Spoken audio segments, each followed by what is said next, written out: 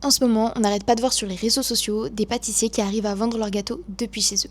On a fini par nous vendre le modèle de la pâtisserie à domicile comme étant le métier rêvé. Le problème, c'est qu'on ne nous montre pas du tout l'envers du décor. Donc, cette vidéo, elle est faite pour toi si tu veux te lancer et que tu ne sais pas exactement par où commencer. Je l'ai faite pour que tu puisses le faire dans de bonnes conditions. En fait, déjà, personne ne te dit que savoir faire un bon gâteau, c'est absolument pas ce qui va déterminer si ton activité elle va fonctionner ou non. Parce que entre la réglementation, les coûts cachés, la visibilité, les clients, l'organisation, bref, tout ce qu'on ne voit jamais sur Instagram, il y a une énorme différence entre ça et la réalité. Alors si tu me connais pas encore, moi c'est Thaïs, j'ai 21 ans, ça fait à peu près 11 ans que je suis passionnée de pâtisserie et j'ai décidé de me lancer dans un défi un petit peu fou. En tout cas avant 2027, donc avant la fin de l'année finalement, j'ai l'intention de me lancer à 100% dans mon activité, dans ma passion qui est la pâtisserie. Alors si tu veux suivre toute l'aventure, n'hésite pas à t'abonner, je vous ferai une vidéo un petit peu plus détaillée pour vous expliquer tout ça, mais là c'est pas le sujet, on va revenir directement dans le vif du sujet. Alors, on va aborder le premier point, je vais pas vous dire oui, c'est le quatrième, le plus important, etc. Non, on va aborder le plus important dès maintenant, en tout cas un des plus importants, pour avoir une vraie suite, parce que c'est le sujet qui fâche. La pâtisserie, c'est une activité artisanale qui est réglementée, donc est-ce qu'on doit avoir un CAP ou non? En tout cas, là je parle sur le sol français, pas sur la francophonie de manière générale, puisque chaque pays a ses lois. Donc en tout cas, je parle vraiment pour la France. Après, c'est des informations qui sont disponibles sur les sites du ministère, sur le site de la DGCCRF, etc., etc. Donc vous pouvez aussi aller voir pour vous renseigner si vous le souhaitez. Donc la pâtisserie, comme je vous l'ai dit, c'est une activité qui est réglementée. Donc pour l'exercer à titre professionnel depuis chez soi, il faut justifier d'une qualification. En tout cas, pour la plupart du temps. Donc soit le CAP pâtissier, soit au moins 3 ans d'expérience professionnelle dans le domaine. Donc ça, on va faire valider par une validation des acquis par expérience, on appelle ça une VAE, et c'est ce qui va pouvoir nous permettre de justifier d'au moins 3 ans d'expérience. Alors c'est pas une recommandation tout ce que je dis, c'est vraiment une obligation légale pour ouvrir une activité de pâtisserie à domicile. Par contre, il y a une petite case qu'on ne voit pas forcément tout le temps, ça va être la différence entre la pâtisserie fraîche et la pâtisserie sèche. La pâtisserie fraîche, ça va être tout ce qui est à base de crème, tout ce qui n'est pas cuit par exemple. Des cake design, des entremets, des tartes, des bûches, bref, tout ce qui est à donner périssable, tout ce qui doit se conserver au frais, tout ce qui n'est pas cuit. Pour les pâtisseries sèches, ça va passer par des cakes, des cookies, des brownies, de la guimauve avec plutôt de la trémoline, ça va être de la meringue, etc., etc. Tout ce qui est passé au four, tout ce qui est cuit, tout ce qui n'a pas besoin d'être conservé au frais, qui peut rester plusieurs jours sans avoir une date, on va dire, de conservation vraiment périssable rapidement, et qui va pouvoir du coup être conservé à température ambiante. Tout ça, ça doit être cuit. Et justement, cette petite distinction est permis de pouvoir pratiquer du coup la pâtisserie depuis chez soi sans avoir besoin de justifier soit de 3 ans d'expérience et donc d'une VAE, soit d'un CAP pâtissier. Et c'est là toute la différence. Donc pour ceux qui ne veulent pas ou qui n'ont pas la possibilité de passer de CAP et qui n'ont pas d'expérience à proprement parler dans le domaine de la pâtisserie, vous pouvez uniquement bénéficier de la pâtisserie sèche. On y reviendra un petit peu plus tard. Donc voilà, c'est ce qui va nous emmener petit à petit jusqu'au deuxième point. Par contre, du coup, si vous n'avez ni de CAP ni d'expérience là-dedans, il va falloir justifier d'une formation. C'est une formation qui s'appelle la formation HACCP. C'est très simple, c'est une formation aux normes d'hygiène et à la sécurité alimentaire. C'est très simple, ça se fait en 2 jours, c'est 14 heures. Il y a des organismes qui le font en distanciel, je crois, mais sinon la plupart du temps c'est en présentiel. Vous pouvez aller chercher directement sur internet, il y a pas mal de villes qui en proposent très régulièrement, qui proposent des sessions. Donc il n'y a pas de souci à se faire là-dessus. Voilà. Donc cette formation, elle est obligatoire, comme je vous le disais, pour toute personne qui souhaite lancer une activité culinaire, on va dire, à son domicile. À l'issue de cette formation, tu vas disposer aussi d'une attestation et cette attestation, tu pourras la présenter directement en cas de contrôle sanitaire par la DDPP par exemple. Donc ensuite, on en vient évidemment au troisième point qui va être le labo.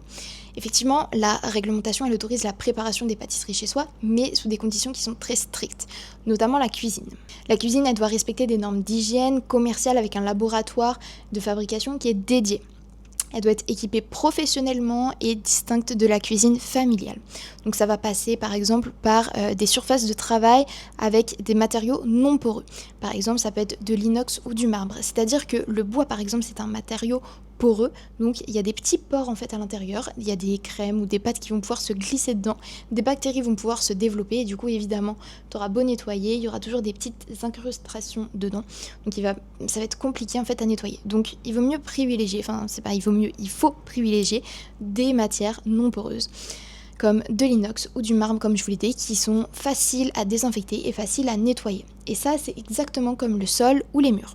Il va falloir que ça soit lavable, il va falloir que ce soit sur un revêtement qui est adapté, ça peut être du carrelage aussi, il y a différents matériaux qui peuvent être utilisés pour le sol ou les murs, mais vraiment du sol au plafond en passant par les plans de travail et les murs, tout doit être lavable et facilement désinfecté. Ensuite, il va falloir un réfrigérateur qui soit dédié à l'activité professionnelle et qui soit séparé du frigo familial. C'est-à-dire qu'on ne peut pas faire ses lasagnes la veille et dire « Ah, il n'y a plus de place, je vais le mettre dans le frigo de la cuisine professionnelle ». Non, ça c'est pas possible. On ne peut pas tout mélanger. On ne peut pas non plus faire des croisements entre les aliments qui sont crus et les aliments qui sont déjà terminés. Par exemple, un fruit qui n'est pas lavé et qu'on vient d'acheter au marché, on ne peut pas le mettre juste à côté d'une crème qui est déjà prête.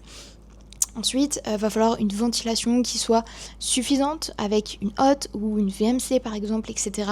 On va avoir des stockages de matières premières qui doivent être étiquetés et séparés du reste. On va devoir avoir une traçabilité avec des DLC, donc des dates limites de consommation. Tout doit être tracé de A à Z pour savoir d'où viennent tes aliments, quand est-ce que tu les as utilisés, etc., etc. Et évidemment, même si on aime beaucoup nos petites bêtes à poils, il ne va pas falloir qu'elles puissent rentrer dans ce labo parce qu'elles ont des poils qui volent, etc.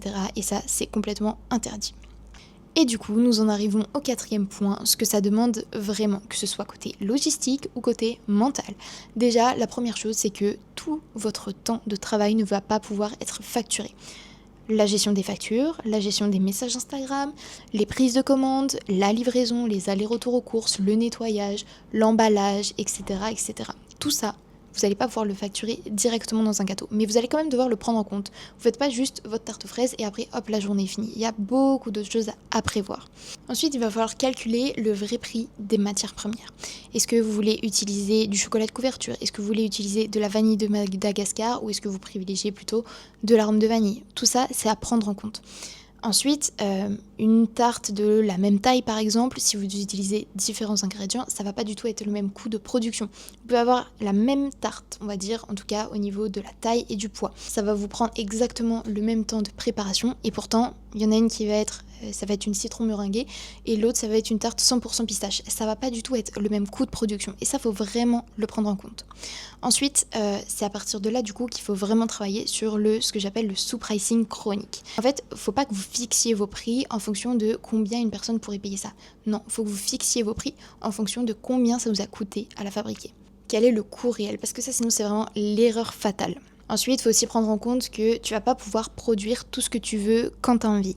Les clients, ils auront des attentes, tu vas devoir faire de la régularité et tu vas devoir proposer une carte relativement fixe. On pourra revenir là-dessus aussi plus tard, mais tu auras quand même des produits entre guillemets phares et même si au bout d'un moment tu en as marre de les faire, tu vas quand même devoir les faire. Tu vas aussi avoir du stress sur les commandes, par exemple une rupture d'un ingrédient, il y a un four ou ton robot qui lâche, tu as des commandes où tu as mal compris forcément avec le client, bref tout ça tu vas devoir le gérer et en plus tu vas devoir subir entre guillemets la solitude entrepreneuriale. Donc certains adorent travailler seul, moi la première. Le problème, c'est que des fois, il faut aussi prendre les décisions seul, faut gérer tout l'administratif seul, faut gérer les hauts et les bas, le côté émotionnel, et c'est vraiment parfois une solitude qui peut être assez lourde. Donc il faut aussi le prendre en compte, on ne fait pas partie d'une équipe quand on est vraiment en solo dans sa cuisine. Donc après, cette vidéo, elle est absolument pas là pour te décourager ou pour te dire que c'est vraiment trop compliqué, etc. Au contraire, je trouve même que c'est une des rares possibilités de ce métier, de faire vraiment quelque chose pour toi, quelque chose qui te plaît, quasiment chaque jour, d'avoir une satisfaction personnelle et professionnelle, d'être fier de ce que tu fais, d'avoir aussi la liberté de t'organiser comme tu veux. Et je pense que c'est vraiment quelque chose qui est possible uniquement de cette manière-là, en tout cas sur la pâtisserie. En plus de ça, tu montes en compétence chaque jour dans des domaines que tu pensais pas forcément au début.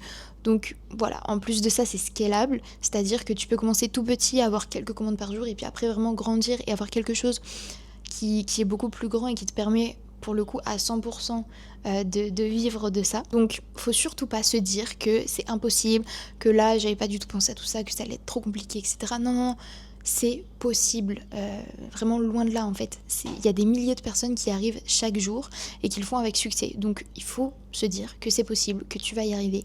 Et c'est parti! Donc voilà, j'espère que cette vidéo t'a plu. N'hésite pas à t'abonner et à me dire ce que t'en as pensé. Comme je te l'ai dit, c'était ma première vidéo. Donc n'hésitez pas à me dire en commentaire ce que vous en pensez. Et surtout, comment est-ce que je pourrais améliorer tout ça. Et ce que vous voulez voir dans les prochaines vidéos. Voilà. Donc je vous souhaite une très belle journée ou soirée quand vous regarderez cette vidéo. Et puis à très vite. Ciao ciao!